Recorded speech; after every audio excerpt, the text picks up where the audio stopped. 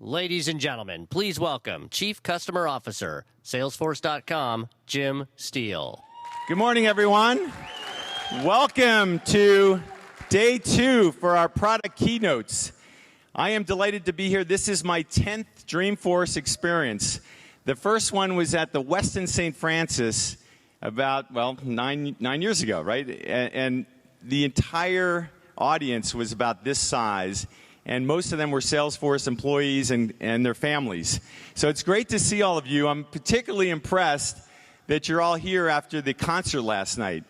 What an amazing concert, and the after parties. Or maybe no one here went to the after parties, or you probably wouldn't have shown up. But we're very happy you're here. Thank you all for coming. And I hope you agree, yesterday was just an amazing day. If you haven't figured that out, that's our buzzword in describing customer events at Salesforce. If you counted the number of times we talked about amazing yesterday. But the customer stories were inspirational, sharing their social transformations. My favorites, I had a lot of favorites, and I don't want to pick favorites, but I loved the whole Virgin stories, and especially Richard Branson being up on stage, talking to Mark. That was just incredible. But hearing their plans to improve their customer communication using chatter on airplanes, that was pretty cool. I'm really excited about that. I love being a Virgin passenger. Actually, they call them guests. So that was a terrific discussion. And then George Zimmer from the Men's Warehouse, hearing his signature line, "I guarantee it," that was pretty cool too. And today, I want to tell you that I guarantee today will be another exciting day at Dreamforce for day number 2.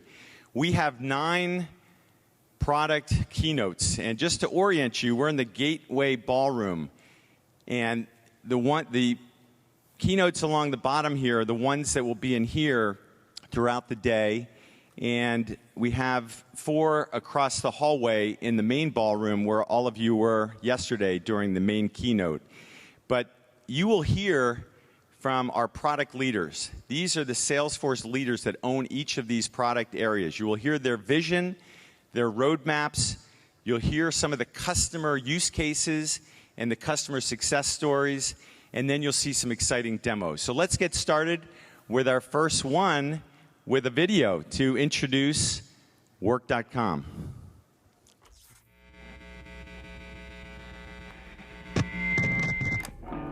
So just as social is critical to our product, I think it's almost natural that as a business and as a startup, we were inherently social.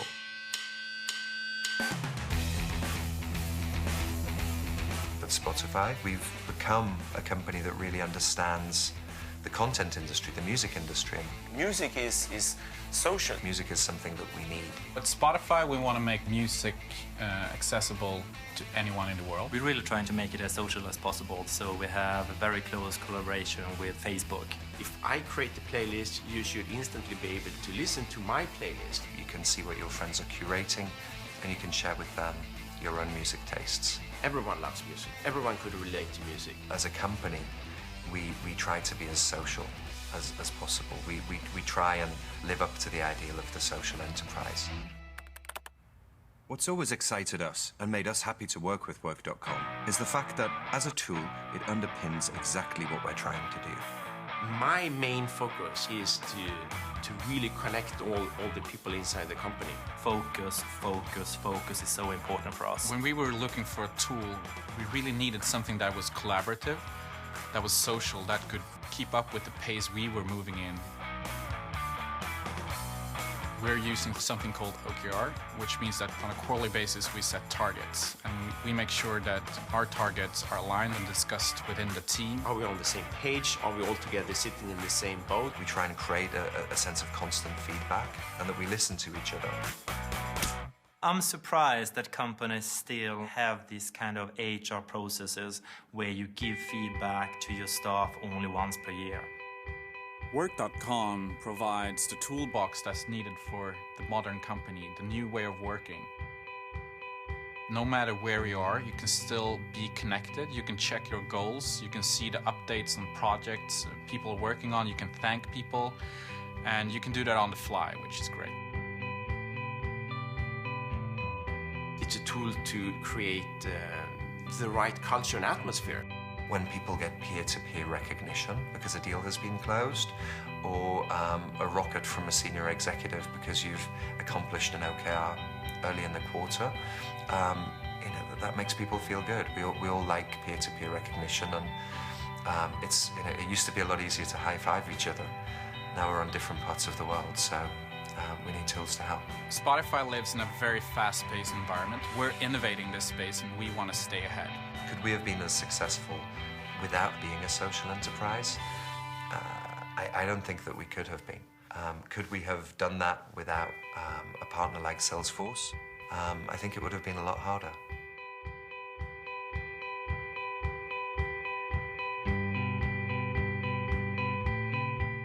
Ladies and gentlemen, please welcome Executive Vice President, Work.com and Social Applications, Salesforce.com, John Wookey.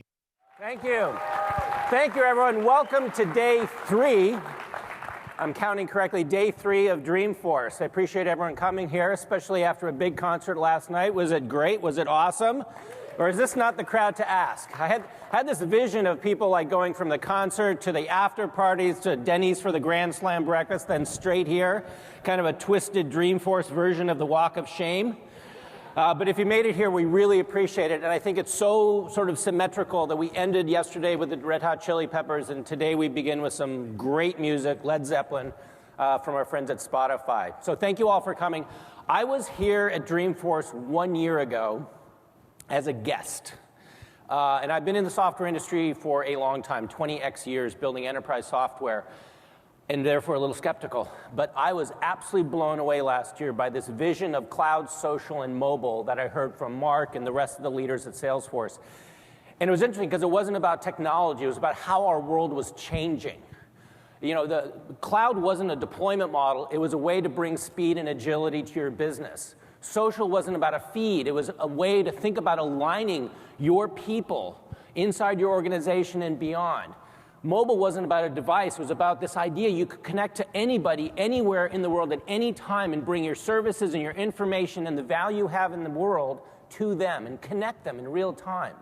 It made me realize we needed to rethink every enterprise application we'd ever built. Everything I'd been building for 25 years wasn't relevant anymore. We had to reimagine everything.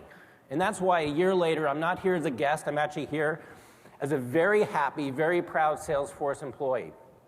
And today, I'm your host for this session. And I'm going to be ably supported by other members of the Work.com leadership team, some great customers and some great partners who are going to join us and talk about their journey as we transform work.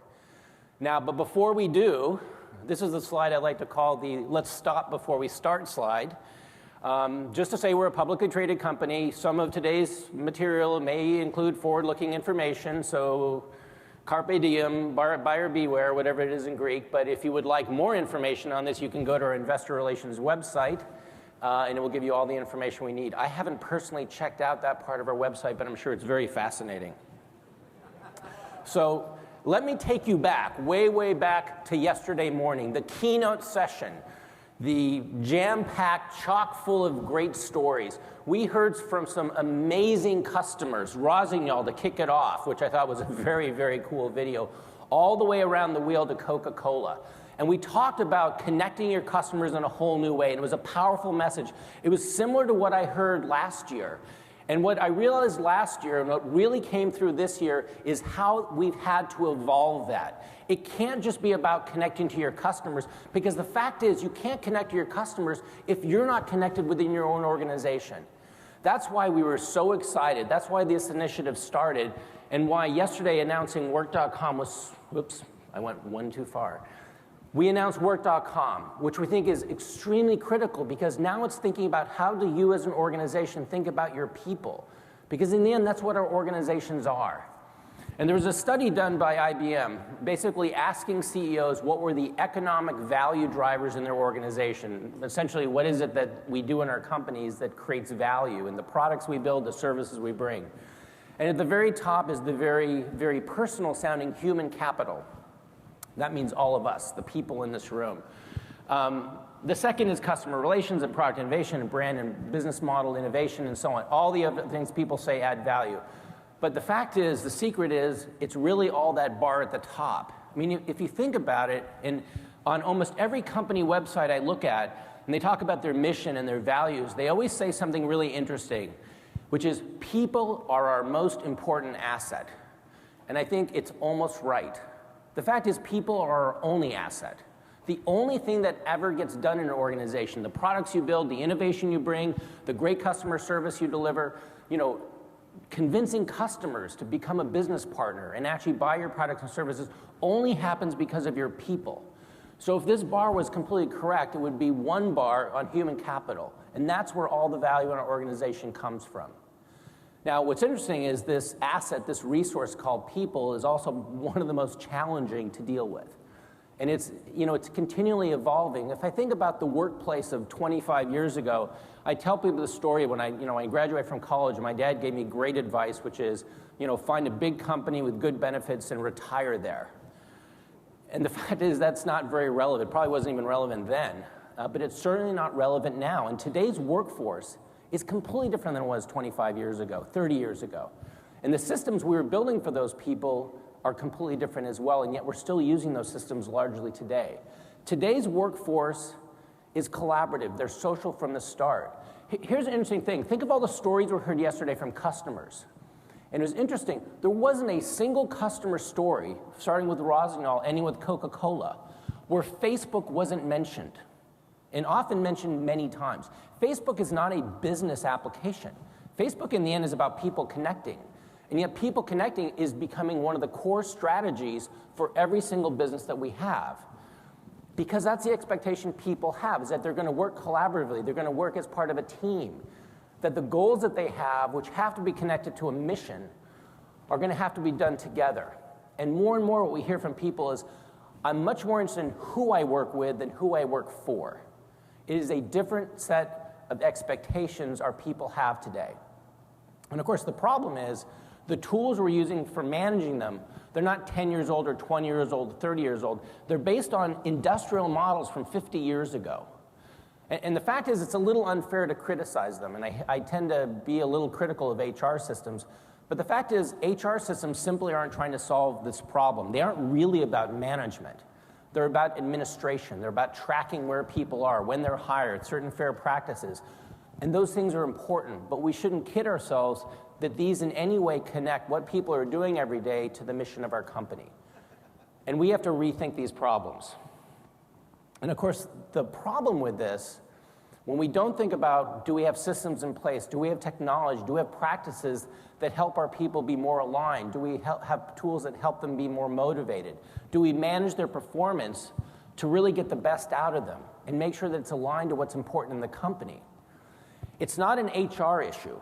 It's a business issue, because in the end, that's what people are about, trying to drive business value in your organizations, and we don't have the tools right now to do this, to help us connect our people to the mission of our company. So we really had to go back to first principles in thinking about this. We had to ask ourselves, what is the problem we're really trying to solve, and what's our approach for actually attacking it? And our answer was to use social software to amplify the behaviors that we know drive great performance. I mean, we all know that regular coaching, real-time feedback, public recognition, and efficient performance management will yield strong results in sales and service performance. We know that it works. And so we had to go back and reimagine the problem and rethink the way we're actually going to address it. And that's why we were so proud of announcing Work.com. Because this is not a system that was based on HR models of 50 years ago or 30 years ago.